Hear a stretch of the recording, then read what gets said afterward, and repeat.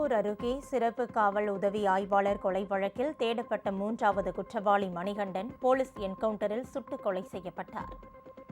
உடுமலைப்பேட்டையை அடுத்த குடிமங்கலம் பகுதியில் மடத்துக்குளம் அதிமுக எம்எல்ஏ மகேந்திரனுக்கு சொந்தமான தோட்டம் உள்ளது. அங்கு வேடச்சந்தூர் பகுதியைச் சேர்ந்த மூர்த்தி தனது மகன்கள் தங்கப்பாண்டியன், மணிகண்டன் ஆகியோருடன் தங்கி பணியாற்றி வந்துள்ளார். நேற்று முன்தினம் இரவு இவர்களுக்குள் தகராறு ஏற்பட்டபோது ரோந்து பணியில் ஈடுபட்டிருந்த சிறப்பு உதவி ஆய்வாளர் சண்முகவேல் சம்பவ இடத்திற்கு சென்று மூவரையும் சமாதானப்படுத்தியுள்ளார். காயமடைந்த மூர்த்தியை ஆம்புலன்ஸ் மூலம் மருத்துவமனைக்கு அனுப்பி வைத்தார். அப்போது மதுபோதையில் இருந்த தங்கப்பாண்டியனும் மணிகண்டனும் சேர்ந்து சிறப்பு உதவி ஆய்வாளர் சண்முகவேலுவை அரிவாளால் வெட்டி கொலை செய்தனர். இதையடுத்து மூர்த்தியும் தங்கப்பாண்டியனும் போலீசாரிடம் சரணடைந்தனர். தலைமறைவான மணிகண்டனை போலீசார் தேடி வந்தனர். இந்நிலையில் இன்று காலை உப்பாரி என்ற இடத்தில் மணிகண்டனை போலீசார் பிடிக்க முற்பட்டபோது உதவி ஆய்வாளர் சரவணகுமார் மீது தாக்குதல் நடத்திவிட்டு தப்பியோட முயற்சித்துள்ளார்.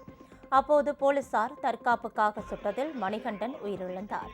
காயமடைந்த உதவி ஆய்வாளர் சரவணகுமார் தற்போது சிகிச்சைக்காக மருத்துவமனையில் சேர்க்கப்பட்டுள்ளார்.